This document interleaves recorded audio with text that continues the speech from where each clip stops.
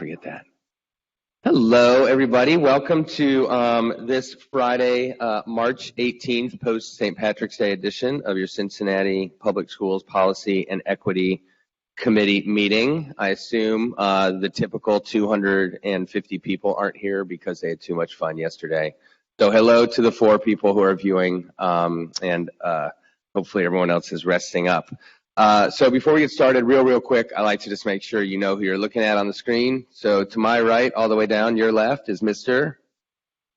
Jeremy Gallahue, CIO for the district. He's going to give us a bubble show later. So if that doesn't pique your interest and make you stay tuned, I don't know what will.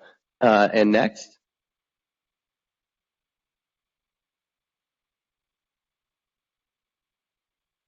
Stephanie Scott, Assistant General Counsel. Dan Hoying, General Counsel. Mike Morosky, Board Member. Eve Bolton, Board Member. Great, thank you so much. We have a pretty chunky agenda, so we're just going to dive right in. It is my extreme pleasure to welcome Dr. Michelle Tam to the stage to give us an update on equity and excellence in education policy and anti-racism policies implementation. Dr. Tam is our Diversity, Equity, and Inclusion Manager, and notably the very first Diversity, Equity, and Inclusion Manager this district has ever had. The position was born out of this committee when we created policy 2256, anti-racism. So, Dr. Tam, I will hand it over to you. All right, thank you. So I have a one-pager. Hopefully everybody picked it up at the door. And I kind of went through section by section and outlined how we are addressing each part of the anti-racism policy. You'll notice that the equity and excellence in education policy section is much shorter, and that's because a lot of it overlaps with the anti-racism policy. I will also be at the 420 Committee of the Whole meeting where we will go through much more in depth and also present the results of our audit that we've been doing the last few months. But today we're just going to do a general overview. So starting with our Anti-Racism Committee, the first section it talks about is communication. And so we have created an anti-racism vision statement that is currently in print. We're printing them on metal signs, and every school will have one, and they will be posted in the front of every school by the next school year. So we're just waiting on that to come and the prints to come from communications. The Anti-Racism Committee structure, guidelines, and expectations were presented at the February 23rd LSDMC meeting. So every school, every principal is now aware that they should be currently forming their anti-racism committees. They should be fully formed by the end of the school year and have a preliminary schedule for the fall. Of course, things change, things shift around, but they should at least know sometime, like in September, the first week, we're going to meet sometime in this week. And they'll also have to include an anti-racism committee goal in their one plan. Principals have been provided now with a guide to revise their handbooks. This is based on all of the district policies that they must, for example, change their dress codes to be gender equitable. They must address kids by their preferred pronouns and their preferred name, etc. So principals are in possession of that guide currently, and they have been instructed that all of their handbooks should be revised by the middle of the summer, about mid-June, so that we then have time to translate all of those handbooks into French, Arabic, and Spanish, which are the big 3 languages besides English that we have in our district. Next is our diversity audit that we've been conducting the last few months. We've been doing that with Hamilton County Educational Services Center, and we have finally finished that. We finished all our data collection.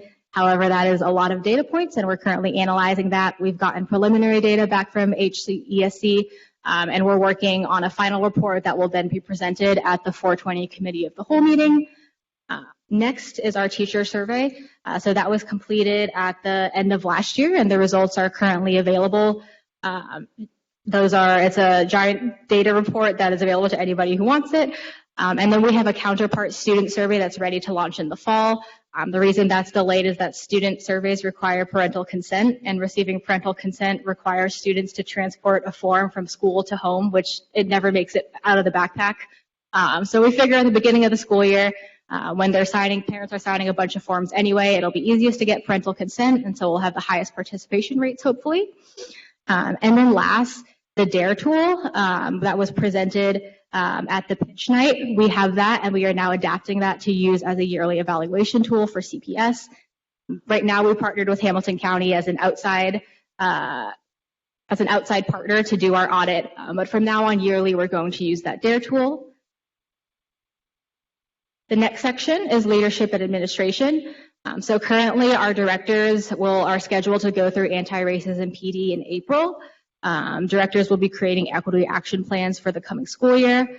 I think it's a bit later down, but principals are also scheduled to have the exact same anti-racism PD by the end of March. For curriculum and instruction, I've met with all of the curriculum managers, in particular David Trobert, about the social studies curriculum and reviewed all those changes and updates, and I think we're moving in a good direction. I've spoken with Liz Wolfe about creating an LGBTQ inclusive sex education curriculum. We're thinking about maybe starting that over the summer when teachers have a bit more free time to work on that new curricula to hopefully launch, if not next year, the year after. And then last, we're going to be providing each Antiracism Committee with $1,000 to purchase materials. We're going to give them a list of suggested materials, but that's to buy books, signage, to have a guest speaker, whatever they feel is going to help them achieve their anti-racism goal. Next is training and professional development. So right now we're doing a train the trainer model. So each school has been told that they can. It is not currently mandatory. It will be in the fall. But each school has been told they can send 2 people to the central office, and I will do PD with them, and then they will go ahead back to their schools and do PD with the rest of the staff there. We've started that. We're about halfway through with those train the trainer PDs. And then those teachers with their principals will decide if they want to do that training at the end of the school year or wait till everybody comes back in fall, whatever works best for their building. Let's see, and yes, we'll do the principal PD by the end of March and director PD by April. For hiring practices, we're proposing the expansion of the DEI office through the addition of a DEI specialist to work specifically with the central office with HR and talent. And then we'll also hopefully hire someone to work specifically with the schools. For policy enforcement, all schools, one of the things it calls for is look at discipline data. So all schools currently have the discipline data for the 4 years preceding COVID. And this is disaggregated by race, offense, and consequence. So every school knows exactly what their discipline gap is by percentage. And we're planning a PD with positive school culture about suggestions on how to handle that. So looking at restorative practices and how that can help us reduce those disparity gaps. Okay. Next is policy 2255, equity and excellence in education.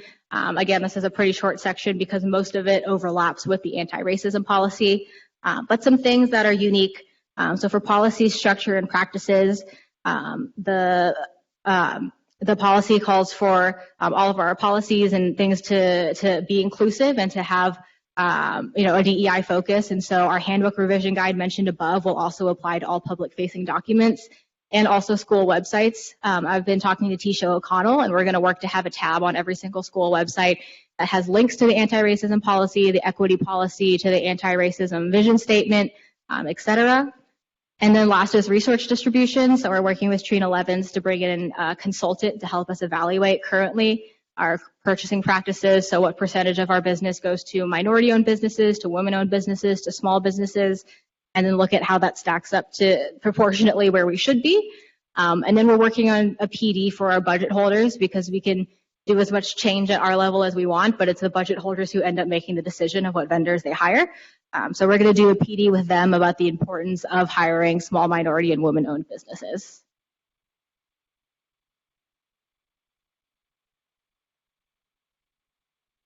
Dr. Moffitt, who I forgot to allow to introduce herself, do you have any questions? Or you Bolton? I have a ton of comments. This is awesome. Thank you. Hey, I'm here. Go ahead. I'm sorry, I'm here. I have to be on video today, but I do have a couple of questions and concerns. I'm not going to go first. I'm going to allow you all to go before me because I've heard some feedback from the LSDMC presentation regarding our directive on the anti-racism policy and how we're rolling that out. And I'd really love to be able to work with the good doctor here. And have we surveyed the LSDMC chairs or the people that were on the meeting when we rolled out the proposal for how we're going to do this training? Have we surveyed them to get any feedback on what they think and where maybe some holes are? I have been communicating with LSDMC members individually through email. We have not sent out a broad survey, but that could definitely be something that would be helpful if we want all of their feedback on how to better roll that out, for sure. Yeah, I think we should, because the feedback that I'm hearing may give some good suggestions, and I'm not exactly sure if the train two people and then they go back and train two people, and then I wonder if maybe there's some feedback that could be a little bit more useful for you all in rolling that part out. I'm also a little, well, the policy is an anti-racism policy, but it seems to be the outline here seems to be more around diversity. So I have a couple of questions, and so I'm gonna defer to my colleagues for right now, but I'm gonna ask those questions a little bit later. They may come, maybe they can. Thank you, Dr. Thank you, Dr. Moffitt. Eve, Ms. Bolton? Yeah, I would agree with Dr. Moffitt about surveying or what have you for the LSDMC. I think Dr. Moffitt and I were the two board members that were in attendance virtually, and it was a very good presentation. Appreciate it. And I think it would be great to hear back. And there's a possibility we have one more district-wide LSDMC meeting, I think somewhere in April or what have you. So maybe prior to that meeting, there could be some sort of at least a survey of the chairs that to get the feedback. Of course, that feedback's not going to change the policy, but it might change the way that it's presented and how we can implement. But I thought your presentation was very strong. And I think the LSDMC folks heard more than the board had heard by that time, which is good too. The community wants more decentralization, so I think that's great. I don't have anything necessarily about the anti-racism policy, except that every school does need that committee, and I know it takes a while to get all those things done, but it's good that we'll be opening school next year with those committees in shape and in place. That's great. I have a question on the equity and excellence policy. The policy itself is quite explicit as to what we want to see. So I would be hoping that the work plan fits very snugly into what is on that policy. We don't usually like to be that explicit or that specific, but the things that we were worried about in that year that it was written and passed, I feel very strongly are still issues to be addressed. So it'd be great when you present to the board, you kind of, I don't want to do a grocery list, but it sort of is a grocery list, and I think that would be great. And it speaks to the diversity piece too that the good doctor was mentioning, that these two kind of go hand in hand, but we don't really want to lose just how very specific both of them are in their range. And what was the pitch night? What are we agreeing to do? I know we agreed to do something from pitch night, but what was it that we're using? And doesn't the board have to say okay to that after we've heard about it? Or do you know what that tool is? So they voted on a tool that they would like to use in CPS, and they chose the DARE tool, which is Districts Addressing Racial Equality. And so we looked at that. We're not under contract or anything to implement that in our district. We just evaluate it, send to the back, yeah, this looks good, and we think this would be something that could work. And then I've spoken with Assistant Superintendent Murphy, and we think that maybe if we alter it a bit, make it unique for our district, it could be used as a tool to evaluate our district every year. Of course, that's not a totally set in stone thing. But the outline is there as a guidance for how we could do that without having an outside consultant like Hamilton County every single year. So the board, did you have a quorum when you decided to use that tool, sir? No, we didn't. It Okay. was just following up. Yeah. No. Follow it up. But no, I'm sure what was generated probably is as good or better than what we would find in the marketplace. So I'm not against it. I just know that it has to come somewhere, and I'm glad that the Assistant Superintendent Murphy said we'll adjust the tool, but I'd like to see the tool. It's great. Dr. Moffitt, would you like to go again with your remaining questions? And then we're going to wrap this up here in a few minutes because we do have a chunky agenda. Sure. No, I just think I completely agree with Eve. I think that the work plan that is generated for this particular department needs to be aligned with aligned with the anti-racism policy specific to anti-racism more than or in conjunction with diversity. And I just see a lot of diversity here and less anti-racism. So that's just my suggestion that I'd like to see. And then I also think that Eve is absolutely right. We should probably have a presentation of the Dare Tool board in the near future, if possible, because it was a really good tool. I saw a little bit of it, and I think that's definitely worth presenting to everybody. For sure. I think maybe the next board meeting. Yes, absolutely. We are still looking at that with our DEI committee that meets biweekly. So we're running it through there, getting suggestions of how we can make it unique for the district, what works, what doesn't. And once we're done with that, we will definitely run it by the board, absolutely. And I agree. I think in that the way this was structured, I kind of combined the two policies together, but I totally agree that we need to focus specifically on anti-racism. And during my presentation at the April Committee of the Whole meeting, we will walk through kind of every step of the DEI plan where all of that falls. So I'll make sure to make that a bit clearer. I appreciate that, Dr. Moffitt. Great. All right. Well, I just have a couple comments. Of course, the reason Dr. Tam is here is because our current board president, who is in the audience today, pushed us. He's in. Here, they let me borrow your gavel today.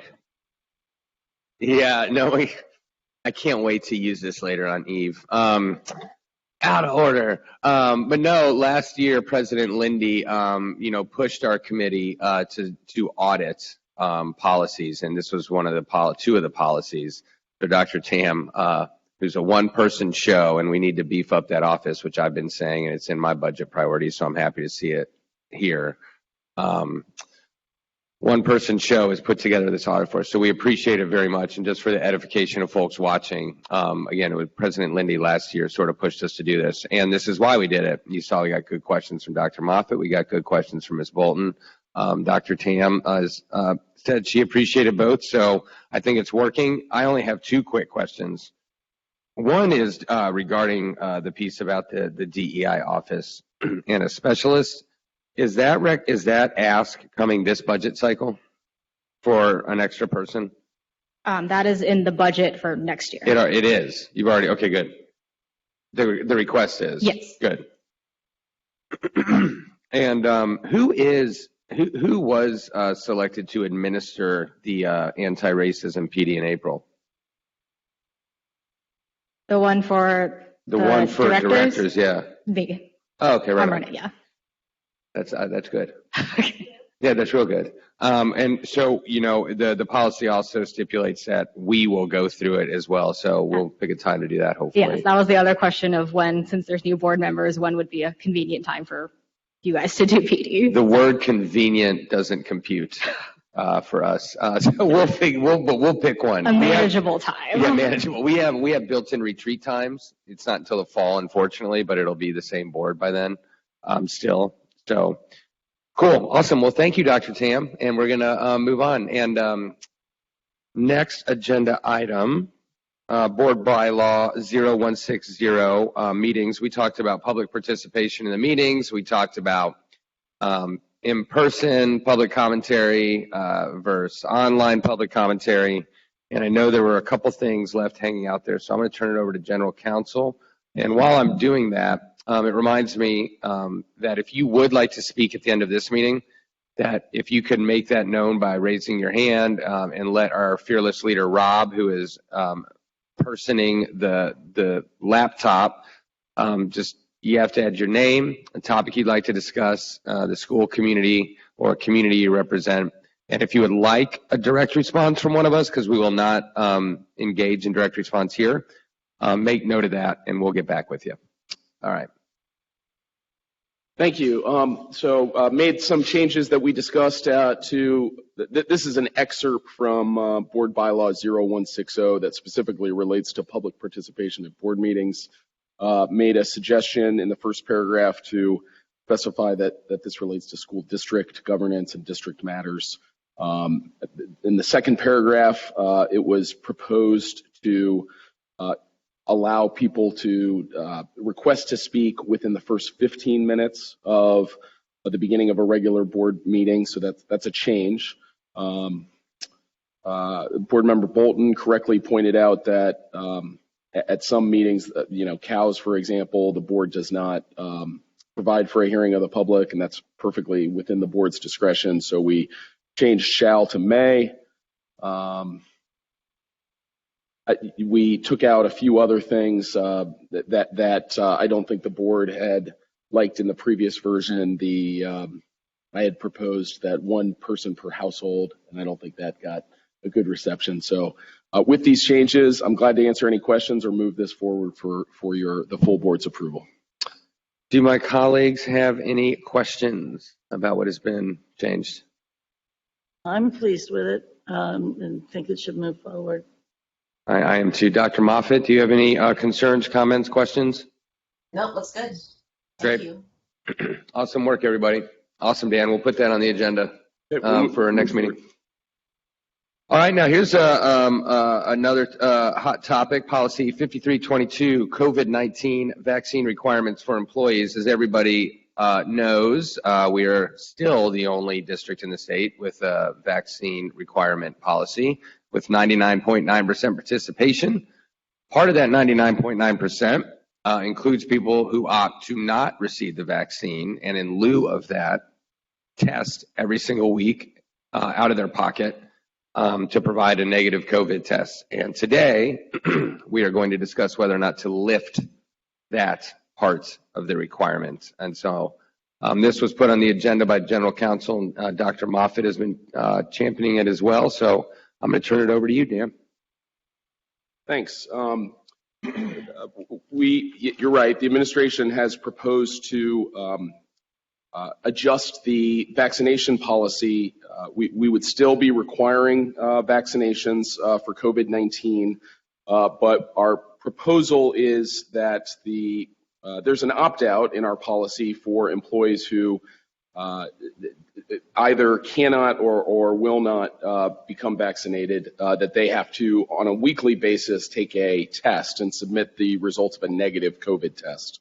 Our proposal is similar to the amendment to the mask policy that the board made last month, to say that during periods of time when COVID levels in our region are safely low, that the board would excuse employees who are unvaccinated from offering a weekly negative test. A couple more facts on this. Since we started the testing requirements, we've found approximately more than 250 individuals as a part of submitting their weekly tests have been positive, some unsymptomatic or non-symptomatic.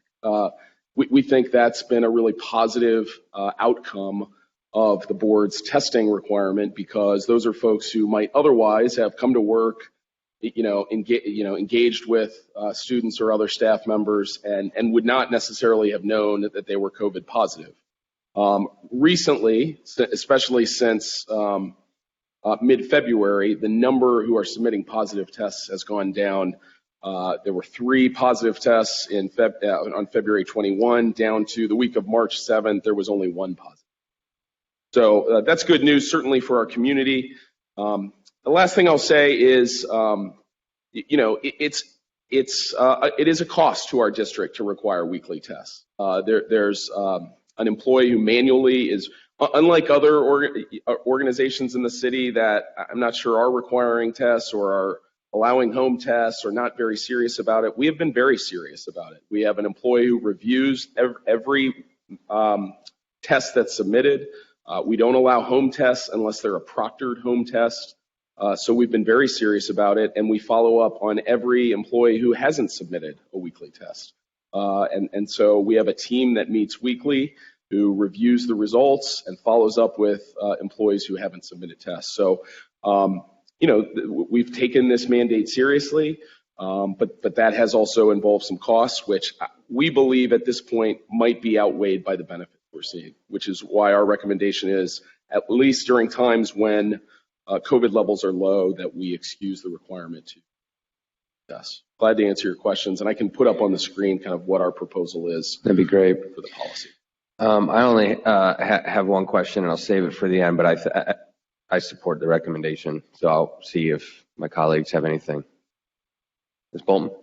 I have a question about new employees. Yet new employees will continue to be required to submit that they are vaccinated, or if they're not vaccinated, they'll go on a list of employees who, in the event we have a period of time when COVID levels are high in the city and we start requiring weekly tests, those new employees who are unvaccinated would be on a list of employees required to submit weekly tests. Does that answer your question? Mm-hmm. That was the other side. So I'm just going to go real quick and then kick it to Dr. Moffitt. That was the other side of the coin I was going to ask. My question, which I think probably has the same answer, is so if we're keeping a vaccine policy, then what is, I want to say what's the point, but what is the piece then for people who are unwilling or can't? And it's that they'll be on this list for same with new employees, and that's fine with me. Okay. Dr. Moffitt? I'm definitely in agreement with this particular revision, and I do want to acknowledge that our district, under you all's work prior to me, has done a great job with making sure and trying to ensure that our students and our staff are safe. And so I don't want to take anything away from that. I do want to add that I've had an opportunity to meet with some great staff, teachers and staff. And they did share that amongst the other challenges of the year, that they're a little exhausted with the testing. And I got an opportunity to, they're not vaccinated and they are exhausted with the weekly testing. And part of that is how we've done it as a district, having to test when we test, et cetera, et cetera. And so I definitely do not want to lose people who are supportive of our kids and who are excellent teachers and staff.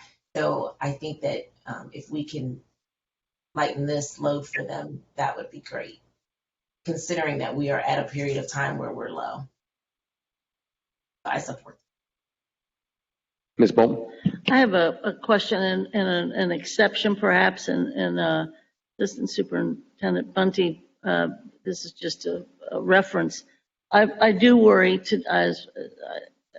apparently we're several weeks behind Great Britain and Europe and whatever, and it's going to resurface very soon, and it could be that it would be resurfacing exactly when we are doing, quote, summer scholars, and that is a different cohort coming together from various parts of the district versus us being in our own little place in each school. So I have worries about that there maybe should be an exception as we start summer scholars.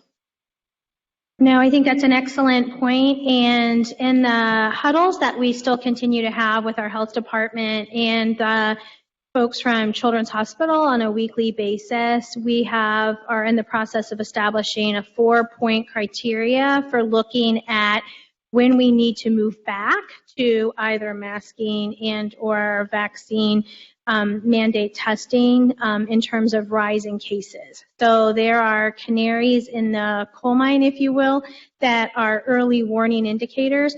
They are watching UK quite closely, and we are probably about weeks behind them, but we're not sure yet how that will impact the U.S. Thank you. Thank you, Ms. Bunty. Anything else from my colleagues or administration? No?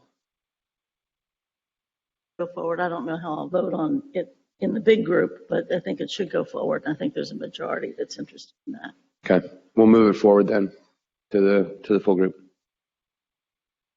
Awesome, thank you. And in keeping with COVID, we are talking of the mask. What the mask and testing requirements is that? We don't need to talk about the mask. I don't have anything. Yeah, the testing. Okay, so that's duplicative. Excellent. So the fifth, this is always one of my favorites, granting alcohol waivers.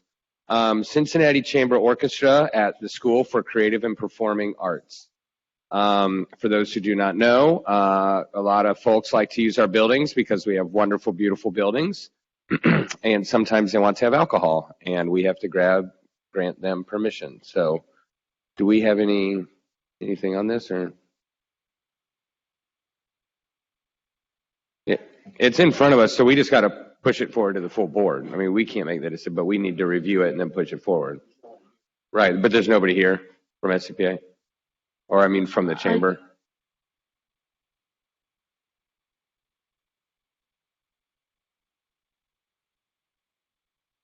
Okay. Yeah, we've got everything. Yeah, go for it. Yeah, thanks.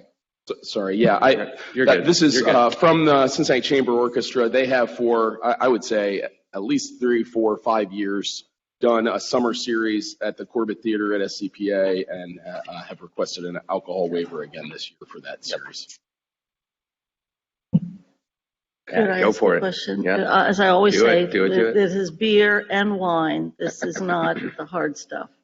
That's my understanding, but we will follow up and confirm Please that do, before the board. because we've never approved that. The other issue I have is I had and if it's okay, Mr. Chairman, Yeah. it won't take but a Yeah, second. go. Someone very near and dear to the School for the Creative Performing Arts history, tradition, and instruction has passed away, and they've made a request to the SCP, to the school and to the district about having a memorial service, and have been told that they have to limit the number of people in the audience. Are we still doing that in the athletic field or in the artistic field? I would hope that we're not. Susan stepped out, and if anyone can correct me, at one point we had gone from 50% to 75%, and I'm not sure if we've now eliminated any capacity requirements. but Could we I can find quasi out. make that an assignment? Of course. Because it is impacting, it's going to be very big. And I know we did do a memorial service at Woodward some weeks ago for an important person for our kids. And I don't know that anything was, limited there. So I would hope that we could get back, if you can get back to me or to the chair. Can I ask what school it is, and I'll follow up directly as well. SCPA. SCPA, thanks. And I think that's important too for the spring shows as well. Yeah. I mean, if with the change in the masking changes, so that would be, there's some timeliness to that request. Thank you. But I don't know about these chamber people, they're a pretty rowdy group. You can't trust them. I don't. No, if it was a regular orchestra, maybe, but they're chamber they're straight orchestra, as the chamber. it Woo. is. Okay. Dr. Moffat, do you have anything to add to the chamber orchestra conversation? No, you guys are having way too much fun without me there. No, we miss you. I We know. need you here. Yeah. None of the hard stuff, like Eve said, but definitely the beer. Sure. All right. Draft resolution for Juneteenth as a CPS holiday. We talked about this the last time, and let's talk about it again. General Counsel and Assistant General Counsel. Yeah, I'll speak on this one. Yeah, last month we had put the draft resolution forward as far as CPS adopting this as a federal holiday, and I think there was some question around the observation of the holiday, and so the language we have in the third to last stanza reads, June 19th shall be a paid holiday for all Cincinnati public school employees. When June 19th falls on Saturday, the holiday shall be observed the preceding Friday. When June 19th falls on Sunday, the holiday shall be observed on the following Monday. So we just went back to just kind of verify if this was the correct way to observe this holiday, and it does seem consistent with the language in our collective bargaining agreements, and as well as how it is celebrated or observed nationally. So the official holiday, of course, will always be June 19th, but as far as the day off for employees, will either fall on the Friday preceding, if it's a Saturday, or the Monday following, if the holiday falls on a Sunday. So we'll entertain any additional questions if there's still some. Appreciate it. Thank you. Questions from my colleagues? The only one I had was it was a little confusing. In the initial writing, it looked like there were 2 different days. We got 2 days. I don't know if it was an or an and that was weird in there. You did the big stuff. I just think there was something that gave the impression it might be honored twice or something, but that might have been, you probably have corrected that with. I think maybe it was in the second to last stanza when we're talking about summer school activities. Yeah, it could be. It says June 19th or on the day June 19th is observed. And I think it was just verifying that if June 19th falls on a Sunday, which it does this year, the school district would observe it on that Monday. So that's the day that would be off for school staff or students. Okay, So that's the day it'd be closed. That was the confusing piece, I guess. Thank you. Dr. Moffett? No, I think it's great. I just want to remind this committee that is my birthday. June 19th is my birthday. So don't ever forget, there's two important things that happen on June 19th. And that has been memorialized as a policy. We could add a friendly amendment, Dr. Moffett, a resolution recognizing Juneteenth as a holiday, parenthetical note, and Dr. Kareem Moffat's birthday. Definitely. I love it. I love it. That's great. Awesome. So we'll move this forward to the board, huh? That's exciting. That's great. Thanks for bringing this to us, General Counsel, Assistant General Counsel team. They're the ones who steered this. So thank you very much. Great. Our next, we are moving. Nice work, committee. Very impressed. Not surprised. 2-year school calendars. And so quick backstory. School calendars go through committee before they go to the board. This year, that didn't really happen at the time when it typically would. And in the past, the calendars have gone through Student Achievement Committee. We made a recommendation they start going through policy, and our fearless leader, Paul McDole, is heading to the stage to set us straight. Always love when Paul sets us straight. And we have the calendars in front of us. Going forward, this committee will review the calendars before going to the full board. So, Mr. McDole, it's all yours.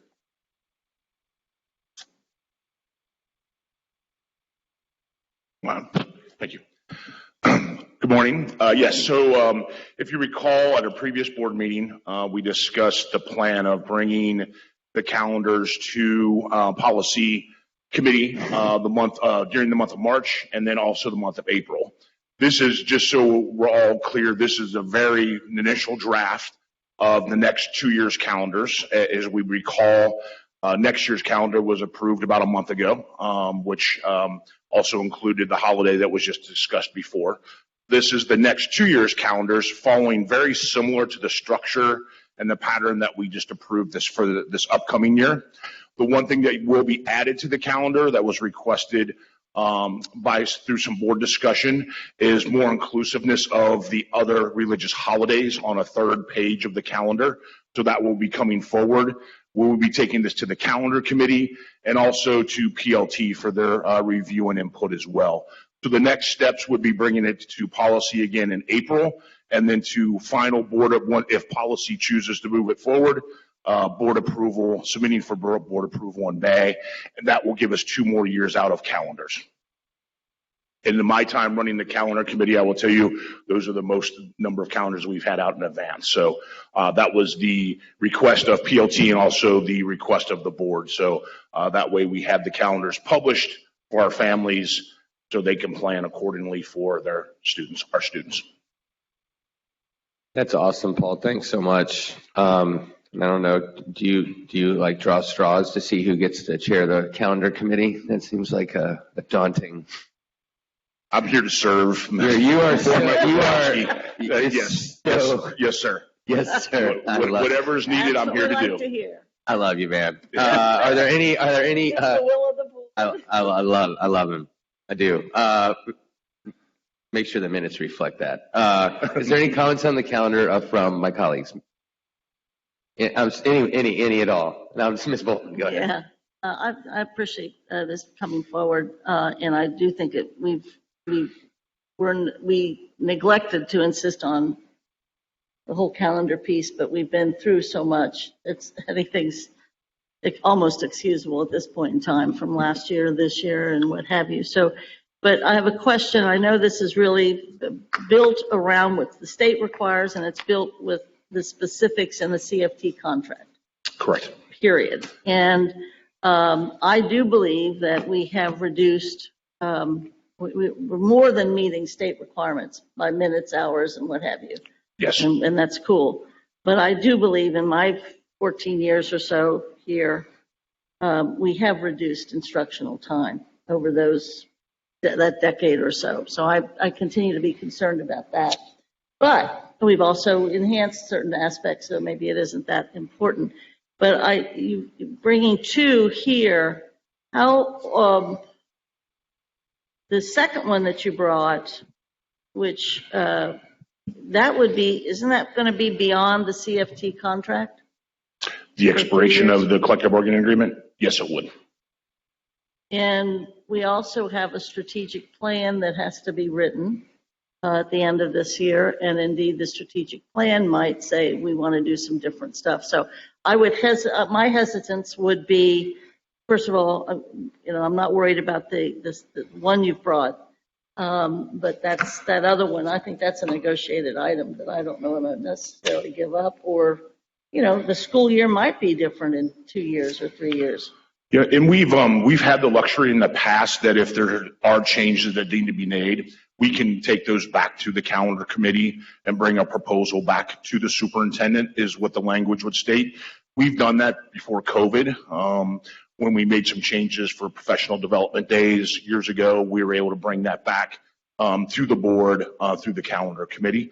But understand, to answer your question, yes, that would be beyond the collective bargaining agreement timeline.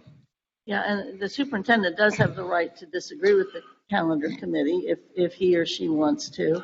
And the board has the right to disagree with the superintendent if they want to. We don't, but I just going that far ahead of the CFT contract, I think might be worrisome. But this is great. This is good, and I like being ahead of the game. Thanks. Thank you, Ms. Bolton. Dr. Moffitt? I think it's great. I think that everyone, that this past year has made people aware that we need to have calendar as far out as possible. So I agree with you, Board Member Bolton, that this is definitely something that people want. I do want to clarify that we are going to have an additional page, Mr. McDowell, on other religious and cultural holidays. Is that what you said? Yes, ma'am. Okay. So I wanted to see, since we're going to add a whole other page, because I'm looking at it, I'm like, well, it's already 3 pages. Hang on. I'm going to have to add another one. Would it be possible to A, put them in another color, and B, maybe add, I see we have one ACT date on here. It says class of 2024. But I'm wondering, is it possible to even add some ACT dates, even if there's just like once a quarter?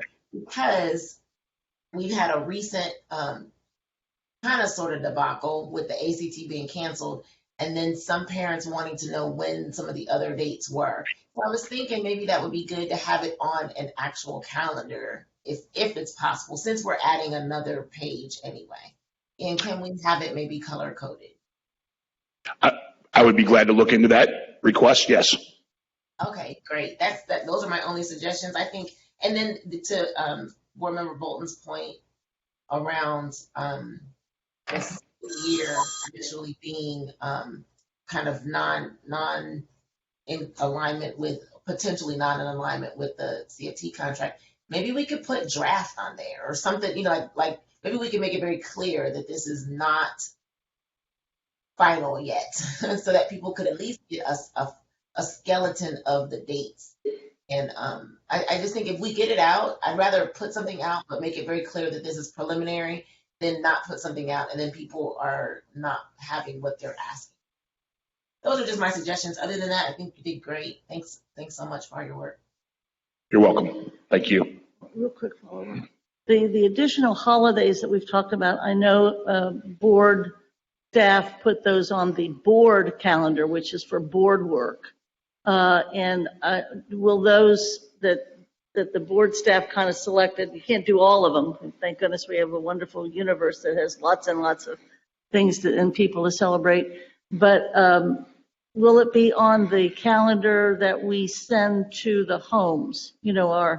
Or staff, not this calendar necessarily, but the ones that are produced, and then I think we still give those calendars out to staff, the multi-page. Like the 12-month calendar. The 12-month count, thank you. Yeah. That I don't know. I'd be glad to check on that. That's the PR people, right? I think we want to be able, maybe if PR and board staff can look at those, that would be great to put that on the ones that go to our families so that they might see their holidays.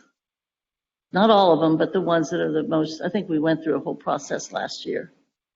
Yeah, I believe that Pat Bruckner has a list of all the holidays that the board discussed. That's what we were going to use to attach to Perfect. that calendar. Because as you said, if you reflect every holiday, it would be about a 10-page calendar. Yeah. That'd be great if it could be on the family 12-page or the 12-month. Thank you. Good. Awesome. Thank you, Mr. McDowell. Appreciate you. you very much. All right, moving on to our next big agenda item. So every committee has a work plan, and at the last committee, it came up that we were going to pass ours forward, and it has some pretty standard stuff. And Ms. Bolton, I think rightfully so, was pretty adamant that, you know, this committee has done some pretty transformative big stuff the past few years, and particularly in the context of COVID, but also broader than that. We heard today about, you know, anti-racism policy that came out of this committee in the past 2 years.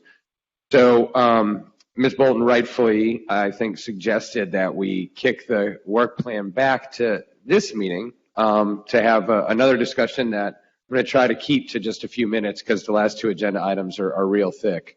And we have another committee meeting at 10:30. So, but I want to see if my colleagues have anything they'd like to add to the work plan that this committee will do from now through December. So anyone can go first.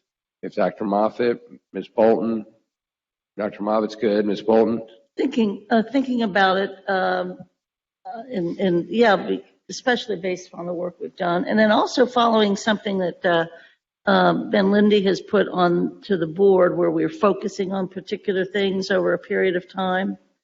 I would like to capture the work that we did last year of separating the philosophy versus the work. There's 300 and some policies that we do, and cyclically, General Counsel helps us work through those in a timely manner and a reasonable manner. But we went through the policies and we separated those policies that we thought really were board work rather than administrative work. And I was just wondering if in our work plan, the board staff could resurface that list of what we said was kind of board work and philosophy. And it wasn't all 300 of them. It was stuff that it actually has to be done by the board. And I thought maybe if we could bring that list back to next month, then we could do it. Yes. Are these the policies you identified as more about the work and more about the philosophy? Yeah, we have those. I can bring them on screen if you want. That'd be great. Or you could discuss them next month, either. What do you? I want to make sure this is what you're referring to. Starts with yes. Okay. And then that limits that. I mean, that doesn't mean we don't do the other 280 or whatever, or more than that.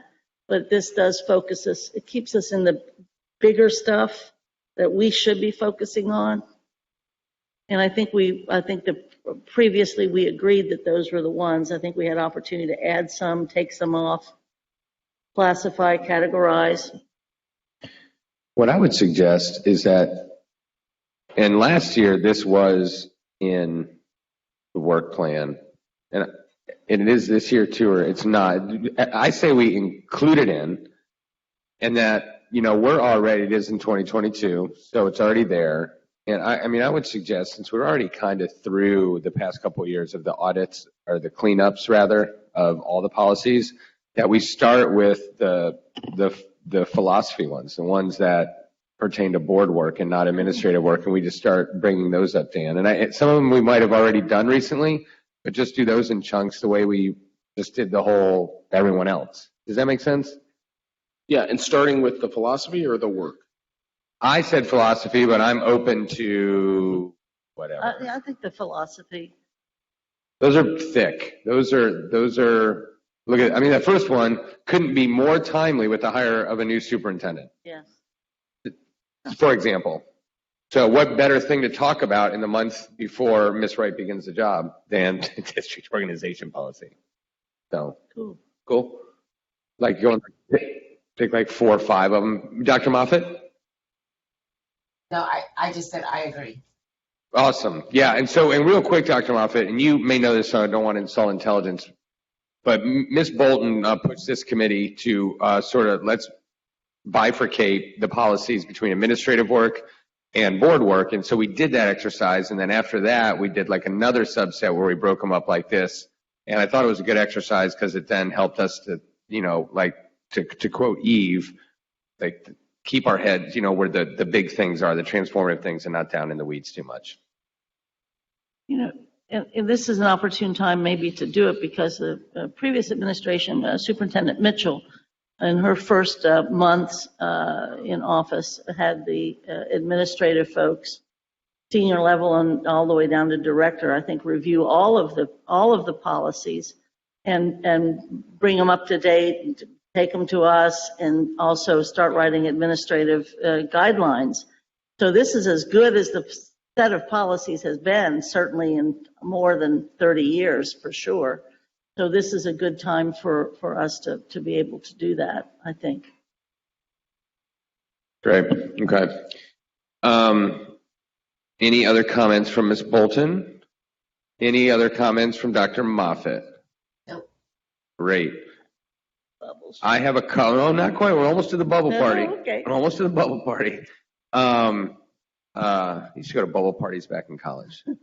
They're different than the one we're about to have. That's what we're talking about. Yeah, now. it's probably not the appropriate place to talk about it. Does Anyway. it have something to do with alcohol waiver? This is, You're telling your age now, Mike. You're telling your age. yeah, right. Exactly. Couple more things. Philosophy versus work. That was on mine, so that's check. And there are only two other things, and I don't know that they're explicitly called out in the work plan, and I apologize. I know they're maybe in there, but I would like it called out that this committee sort of leads on and keeps, COVID at the forefront, which we do already, but just like called out in it. Again, with this new wave and this sneaky Omicron or whatever they're calling it, we're doing a good job. We're pivoting when we need to. Like, it doesn't make sense, for example, to test every week. So let's stop. We're staying on top of this stuff. We have 3 good people on this committee who are in the know. So call that out maybe somehow would be great.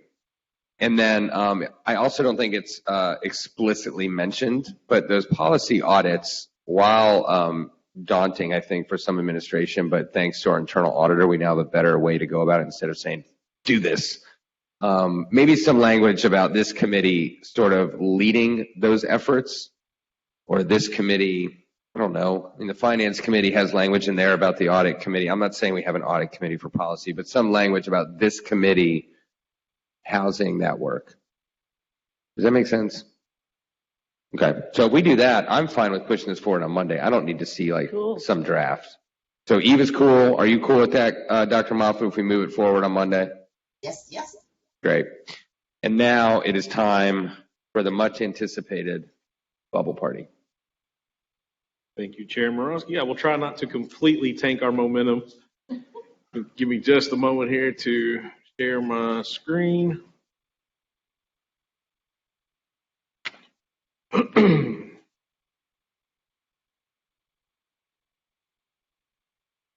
So to start with a little bit of a context, in the past, we have done an annual, what we refer to as a red dot map review.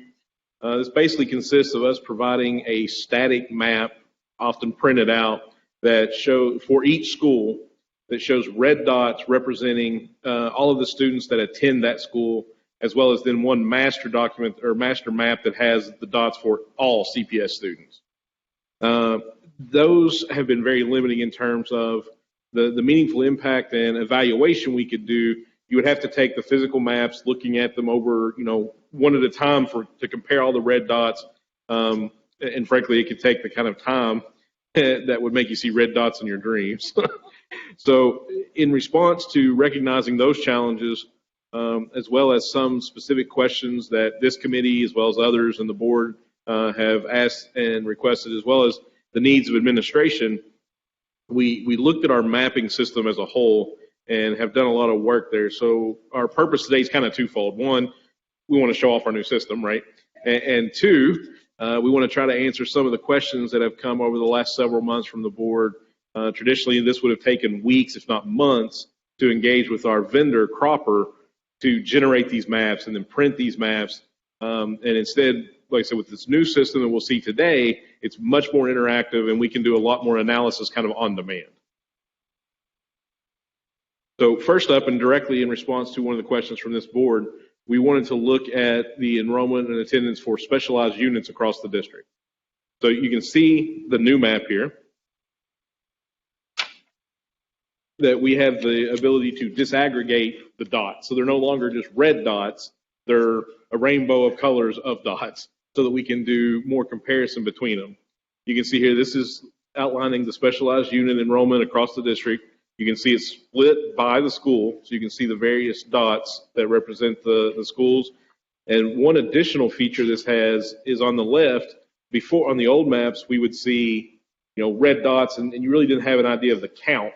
All you could just see the gathering and maybe a few patterns.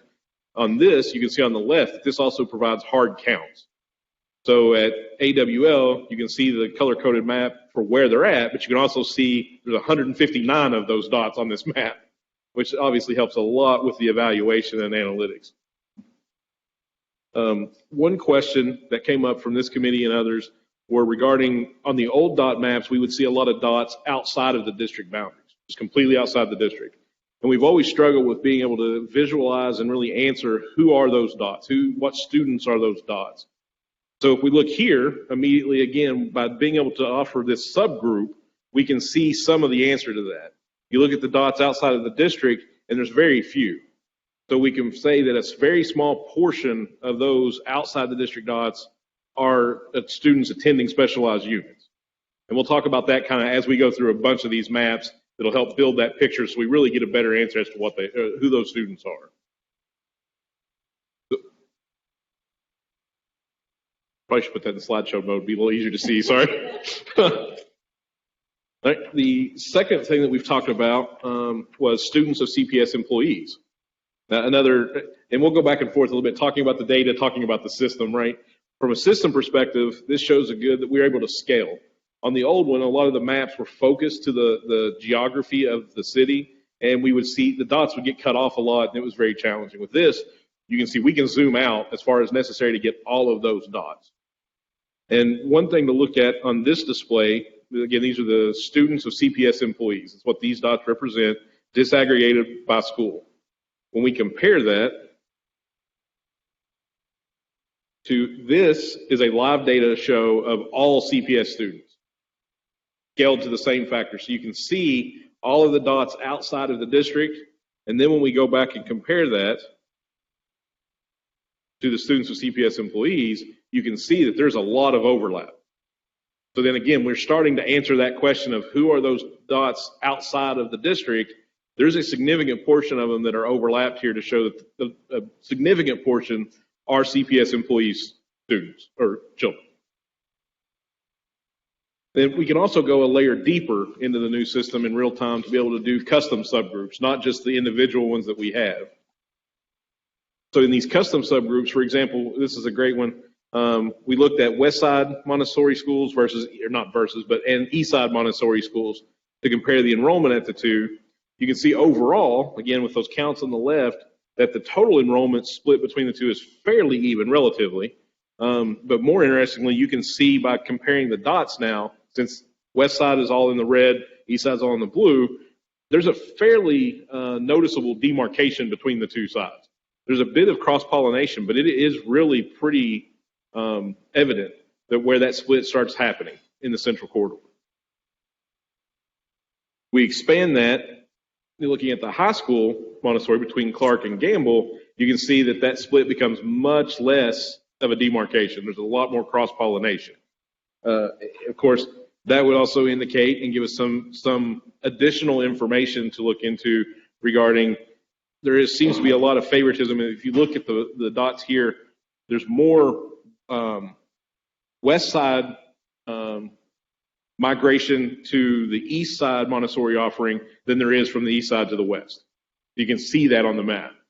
And I think that's very important. It's partly because we weren't enforcing when we created Gamble Montessori High School. We didn't initially enforce the idea that was the high school for the West Side Montessori people. And now it's my understanding under this administration that's being enforced, and I would hope that that's the case. At least that's what's been said in at least two different committee on the wholes. So I think that's crucial, especially very frankly, and nothing bad, but both of these are scoring about the same success rates. Gamble got the big green award as well. So, I mean, this is something that needs to be corrected, maybe through enforcement it will. I think one other thing that's noticeable in the pattern here is that it shows some indication of transportation, right? You're seeing all the dots that are dispersed, obviously, across the two regions. That indicates that we're transporting those students from east to west and west to east. Which we cannot continue to afford to do. So looking at those same kind of data points for our magnet programs. On the west side of the magnet programs between Robert, Cheviot, Covedale, College Hill, you can see the red dots. The east side, again, represented by the blue. And while there's a lot more cross-pollination on this, we can still see there's a pretty good demarcation. It's just not quite as strong as there was within the Montessori school. And I would maintain, too, that it's a matter of what we're classifying as magnets, very frankly, versus whatever. If it's a magnet, is it because it's a special program? Is that how this is how it appears on the website, right? That these are magnets. It's by the designation of the program and the lottery. Yeah, and the reality is Mount Washington is not a magnet for all intents and purposes. I mean, this is one of the things that the administration has to help clear. This came up a few months ago, I think, with Dr. Brown, getting an actual list of what is a magnet and what isn't a magnet. And it's a technical term, because magnets also can cut the number of kids that they have. And most of our schools cannot do that. We have very few technical magnets. I think it would be, and then we'll get back to the presentation. I think it would be interesting to know how many of these schools, excuse me, have people attending them, like specific schools that are not within the geographic location. Mm-hmm. So I would be interested to know, like, I'll just use Mount Washington as the example. You know, at Mount Washington, out of X amount of kids, how many live more than, 5 miles from Mount Washington? We'll get to there in a moment. Very similar to he's on it. He's on it. So I prepared I a lot love of Jeremy these too. Put that in the minutes. Sorry, go ahead. Prepared a lot of these in advance because they do take a minute to set up, but we're also going to be able to look at the live system towards the end, and there's a couple of things. We may not look at a specific school, but examples of what we can see or show, if as requested. Taking a step back, we can also do bigger subgroupings, again, all custom, looking at our K-8 schools that help us do some of that analysis and those questions we were talking about earlier. So if we look at the K-8 schools, we can see pretty clear clusters, like you see Roberts, Hartwell, and Roselawn, and then you see the dispersion across the city for our citywide programs. Basically what we would expect to see. But one important note, again, is the dots outside of the city district, or outside of the district and the city, for our K-8s appear to be very minimal. So when we're comparing that in our analysis of those students that are outside of the district and where they go, it's not as popular among the K-8s as we've seen some of the others. On the K-8s, I think we have to add Saylor Park.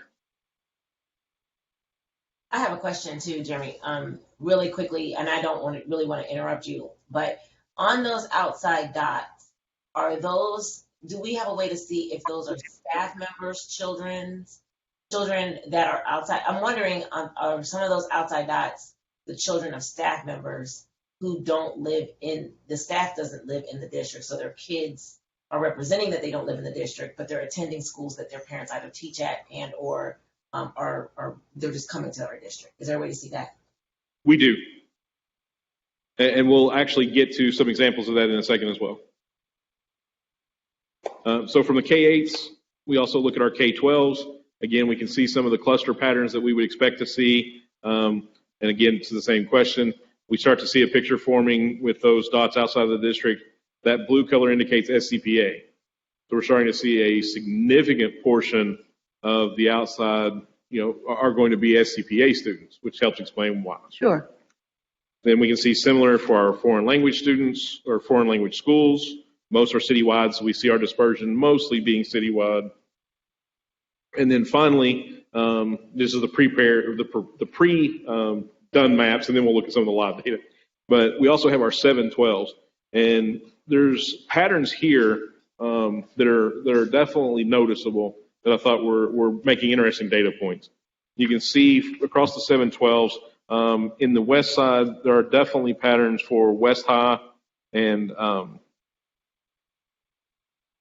Dater.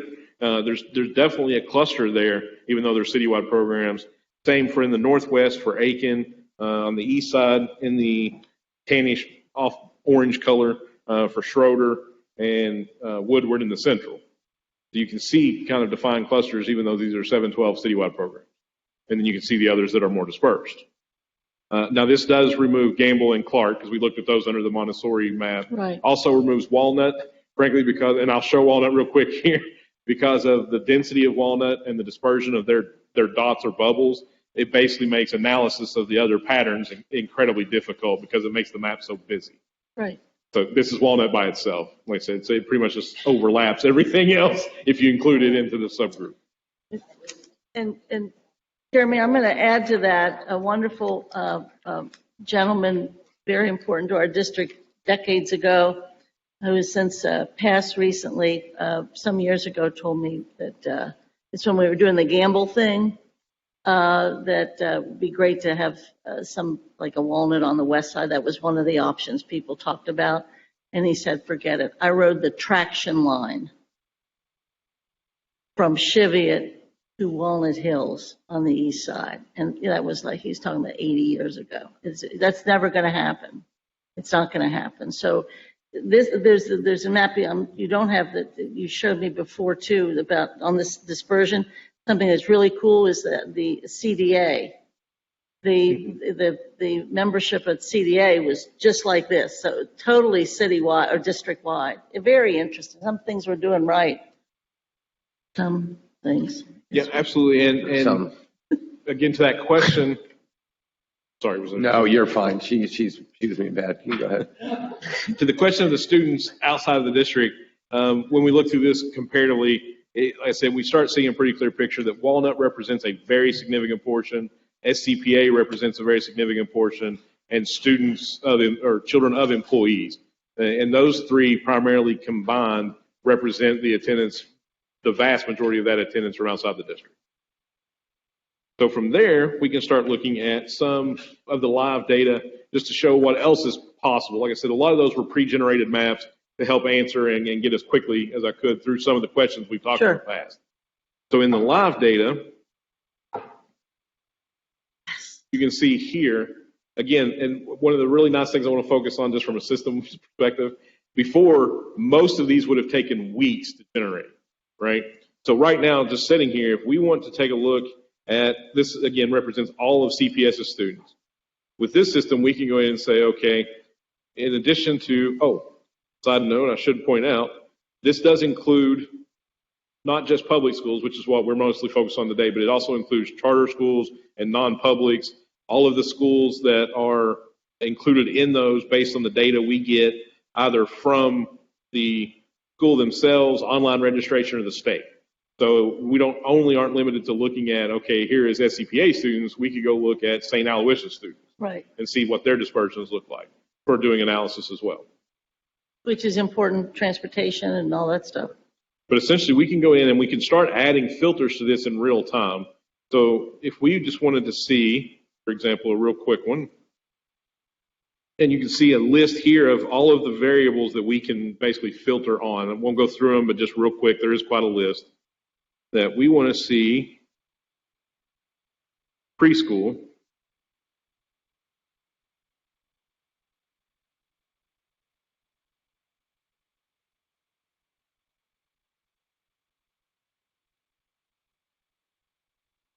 So we're looking at all public schools and the preschool attendance.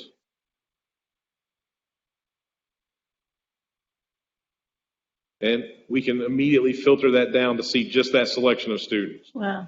So then we can also go in and talking about the disaggregation, which is what we've lacked. That is cool. What we've lacked a lot of in the disaggregation. And to your point, Dr. Moffitt, is so we want to see which of those students are CPS employee students, then we can do that. This also By helps us. disaggregating it to public student, parent, employee, and you can see immediately it'll flip to 1,617 are not, 96 of them are yes. The blue dots represent CPS employee students. So now we can see preschoolers who are and who are not employee students. And we can see if there's deserts as such, for sure, too. And so so this allows us to, as opposed to before, we can start layering all of those filters on to answer these questions much more kind of on demand. And of course, I was going to do this at the end, but I'll do it now because it fits. Essentially, that's the offer. This is a very board-facing set of data and utilities. So, of course, we can facilitate any, if the board ever has an interest or desire on a work session or something like that, we can facilitate being able to do these, because generating static maps to hand out, again, takes a lot of time. Doing it in the system is as you see, on demand. And you can demonstrate there, too. We have some issues on the east side regarding preschool seats, and that's something that Ms. Brooks always mentions, too, which is why some of us have been talking about the J.P. Parker PK8 effort on the east side. So, yeah, great. Hey, Jeremy, I think this is awesome. We're absolutely great friends, because I would like to know of our employees, are they sending their students to neighborhood schools? Are they sending their students to magnet schools? I don't know if we can get that data. And then another thing that I'm interested in is we've got a lot of charter schools that are popping up on the west side, and we're losing students on the west side in some of our neighborhood schools. And so I'm interested in data that kind of targeting or letting us know our charter school students or school students on the west side particularly. But I'm happy to have you to send you an email on what I'm looking for, and then we can talk about it in our office. That's fine. Yeah, absolutely. So a couple more layers, just real quick. So we can look at, and something else that we've talked about, are attendance boundaries versus the actual neighborhood boundaries. Thank you. So with this, and I remove the students because this does, as you can see, we can zoom in all the way down to essentially, like on Google Maps, if you're familiar, almost to the street level. Not all the way down, but close to. You can change the maps as well if you want a satellite view, so you can actually see, just like you would on Google Maps, you can switch over to that background to see. Wow. I prefer the grayscale. I think it's easier to see the actual data we're looking for. But you can look, once we zoom in, we can go into the zones and enable the school boundary to highlight it essentially for any school. So let's take a look at Bond Hill. You can see we highlighted it in blue. So this is the school boundary.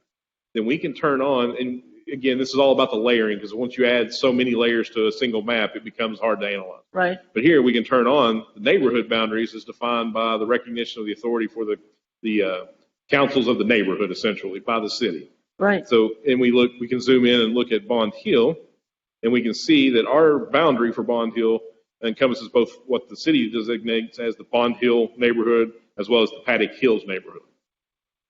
So it's a great example of how, with this, we can layer those pieces on to see exactly where those neighborhoods overlap with the two.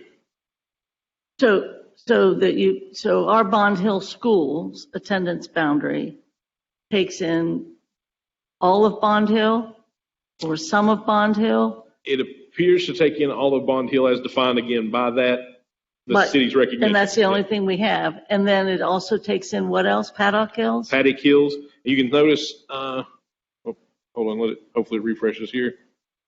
Yeah, if you notice, there are a couple little cutouts areas like you see in Paddock Hills here. You can see towards the south, there are two cutouts into that neighborhood. And as well as you can see on the Bond Hill, there is a small extension into Roselawn. So you can get down to that level of detail if you want to see it. And this is incredibly important, because when those attendance boundaries were drawn, we were under different kinds of federal guidelines than we are now.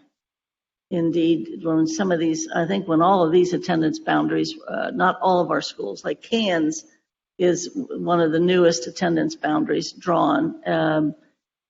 So it wasn't under the guidance of trying to do the diversity piece. And we were absorbing, plus we were right-sizing our schools, we were reducing the number of schools and what have you. So we're in a very different place than we were before. So if you show cans, that school and the dots, I mean, you can tell it's totally a neighborhood school, and that's it. And you can see the distinction between, for its boundaries, there are various pieces. So with this system, it allows you to pick those pieces That's individually great. instead of just all at once if you want as well. Do you think we Great. could wrap up in a couple minutes, about Yes. a minute or two? Okay, I got just one last Cool. Go example for to it. give through, and then we're good. great. I think it's important to see that we're looking at how deep we can really go, because a lot of the questions that you've asked will be answered here in terms of, so we can start with the school type, obviously being public. There was a question of, this focuses on the transportation, apologies. Cool. So we have bus rider, real quick caveat to the designation. That means that either they've indicated they wanted a route, they signed up for a route, the school's indicated they're on a route, or they have a Metro card. There is limited data with our interface that we can get from Metro to say, like, the kid is using the card or they are on the bus, right? So they're designated as a bus rider. So we can add that as something we want to see. And I was going to do this a step at a time, we'll do the whole thing. But we can add bus rider and then say, in addition to, we only want to see the bus riders, we also only want to see students that are on, or that have an IEP.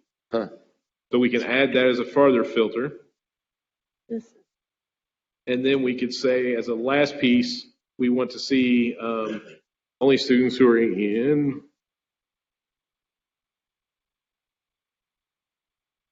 magnet programs.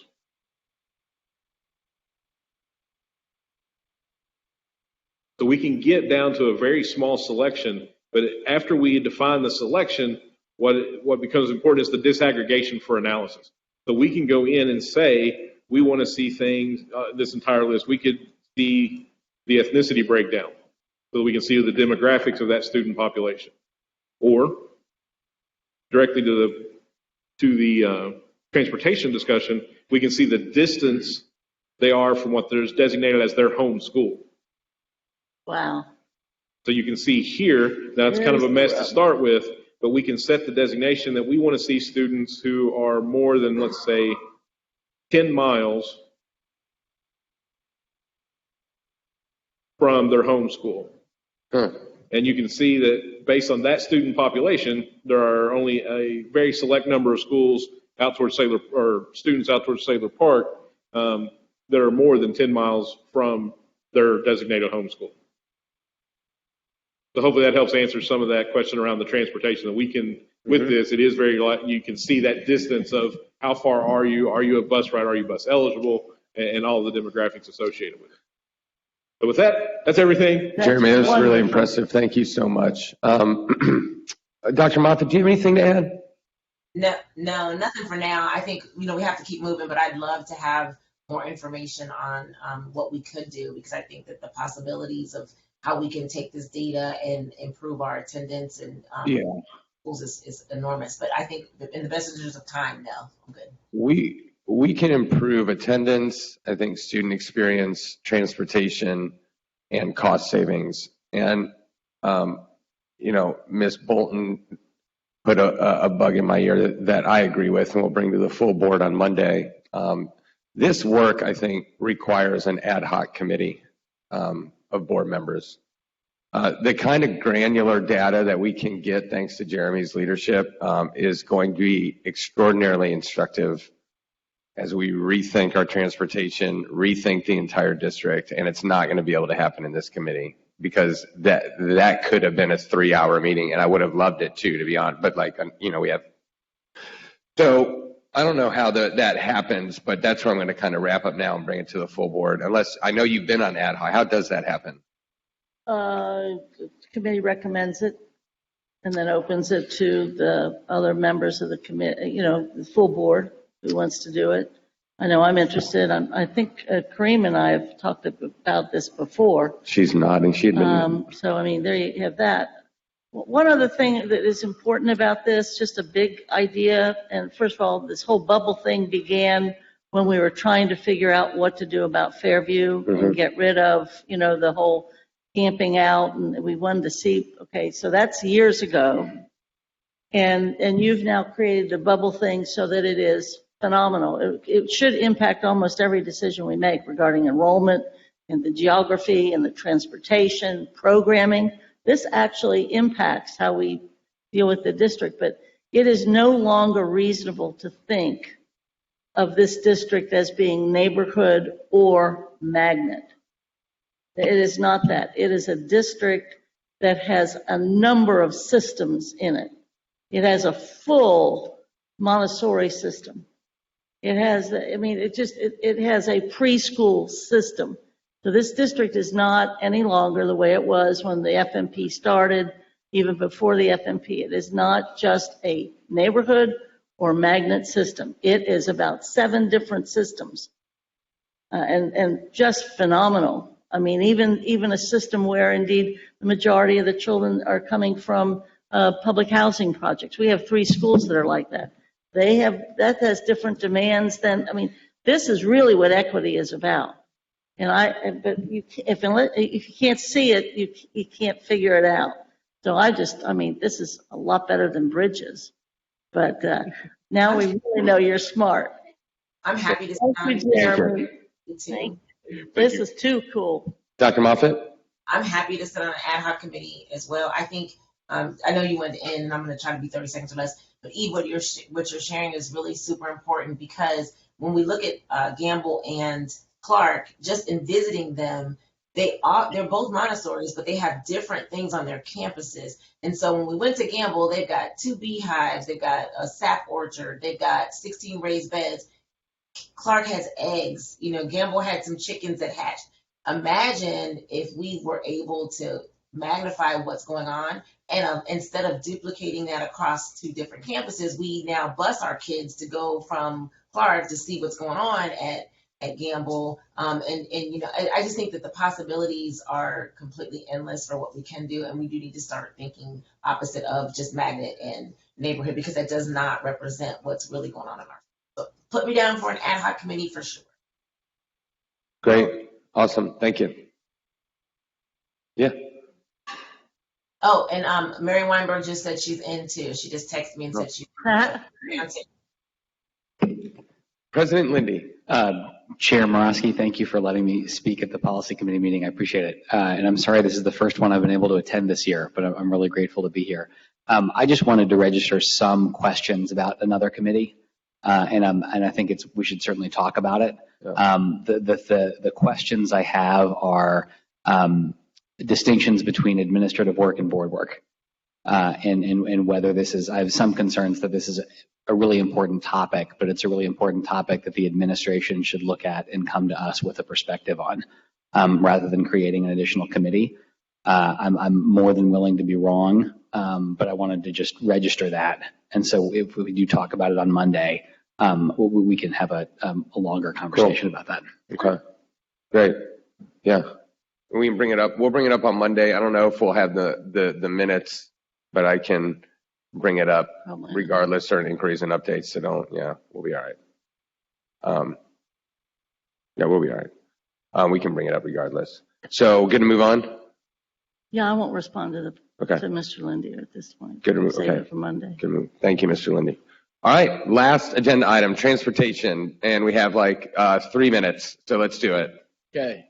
We have 3 transportation policies that we're bringing back. I'm not sure if Ms. Solano is still in the room. If she is, she'll probably join us.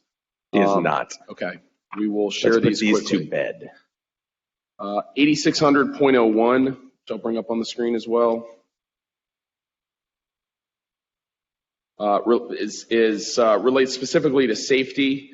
Per Dr. Moffitt's suggestion, the red line is what's changed from the existing policy. The yellow highlight is specifically what I changed from last policy committee meeting to this policy committee meeting. Dr. Moffitt asked that we re-include the language about transportation vendors certainly being responsible until the children reach their destination. Board Member Bolton suggested instead of transfer hubs that we say transfer locations, which I think was a well-received suggestion. And then there was a request to add the new requirement in Ohio law that charter schools, when we're transporting charter school students that via mass transit, that they only be assigned to a route with no more than one transfer. And I believe the committee's desire would be that all students, including right. CPS. They And don't so get that's something we don't. That's how I've written that we'll ensure that CPS students and, of course, students attending non-public and community schools who are transported using mass transit be assigned to a route that does not require a student to make more than one trip. Did you deal with the 75 minutes, 55 minutes? That's in the next policy. That's the next one. Okay. Yep. And it got dealt with. So with that, we'll move that forward. 8600. 86.01. Yep, .01. I'm fine with it. Ms. Bolton, Dr. Moffitt? I think I'm fine with it, especially since we really need full board discussion about it. So that I think we've done everything we can do with it. We've done a few months on these, yeah. So there's a lot of work been done to these. So I think so, yeah. Do you want to move these forward for Monday's meeting? If we don't do it Monday, it would have to be the next one because they have to build a transportation plan around those policies. Yep. Okay. Cool. The next policy is 8600.02. This is sort of the general policy. Again, red line is the changes from the existing policy. The yellow highlights is what we changed from last month. Board Member Bolton asked for a number of changes, one relating to the extent we develop a fleet of our own district-owned vehicles. I think there was a request to replace designee with chief operating officer. Done that. There was a request to ensure that we're looking out for students not only involved in extracurricular activities, but co-curricular activities. Request to ensure that it was explicit that students who attend the same school, this is most commonly would come up presumably with K-8 or K-12 schools, are offered the same method of school transportation. Mm-hmm. That we clarify, this is the law, but that our transportation for students with disabilities includes preschool students with disabilities who require specialized transportation. We've pointed that out. Those are the changes. Currently, the current draft, I'll point out, still says 55 to 75 minutes, and I don't know if Ms. Solano is here, but I do believe that's one area where there's concern about the cost involved. And I think she's talked about that they're reviewing what plans that would have that as a limit, and that we would continue with the 75 and comparing the cost of those two. I mean, she's one of the optimizations period is both a 75 and a 55. That's right. So maybe this one may not be able to move forward, but maybe the other ones can or what have you. But I don't know. It would be nice to have it, and obviously her concern is that the cost would rise if we reduced it from 75 to, okay. A newsflash: the cost of transportation coming year, get it right, millions more. Dr. Moffitt, do you have any questions right now about this one? I don't. Okay, so there was a recommendation from our colleague, Ms. Bolton, to not move this forward until Ms. Solano can give us more information. And now this one not having quite as much impact perhaps on the district plan than the first one. So I think we can bring it back with Ms. Solano next month. Great. Got it. Okay. The last one is, I think, again, along the lines of more modest changes. This relates specifically to transportation by vans. At your request, to the extent the district develops its own fleet of vans, I took out district contracted. That's the only change from last month. Glad to answer any questions or move this one forward. I don't have any questions. Ms. Bolton? I don't have any questions, but in the one that we're holding back, maybe that's where we could build in healthy starts. Because healthy starts is not codified in anything we've done. believe it was a Did we do resolution. We did a resolution. Yeah, I resolution? can look into that, though. Yeah, that'd be. It could be slid into a policy via that resolution easily, that the district will make their best efforts, et cetera, et cetera. Boom. Yeah. I'll include the language from the resolution, and then you'll Yeah, have the that's opportunity fine. to review it. Cool. Great. So Awesome. moving forward on 8600.01 and 8650, excuse me, yes, and That's bringing right. back 8600.02. That's right. Thank you. Awesome. There's a lot of work's gone into this. Thank you, Stephanie and Dan, and certainly Jeremy for the awesome presentation today. The work plan, good job, colleagues. Good job, Dr. Tam. Good job, everybody. So is there any other business? And do we have anyone for hearing, Rob? Cool. Is there any other business from my colleagues or admin? I do not. You're good, Dr. Moffitt? I'm good. Ms. Bolton's good. It is 10:31. Amazing. Y'all are good? Then I'm good. I've always wanted to do this. Adjourned. Have a great weekend, everybody.